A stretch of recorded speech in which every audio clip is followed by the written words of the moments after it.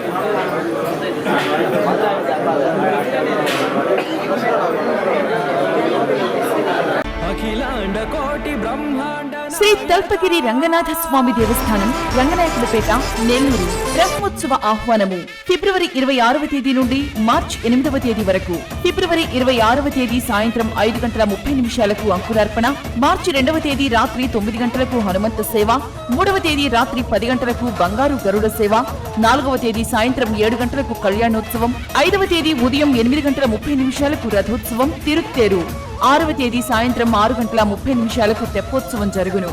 కావున భక్తులెల్లరూ విచ్చేసి శ్రీ స్వామివారిని దర్శించి తరించగలరని కోరుచున్నాము.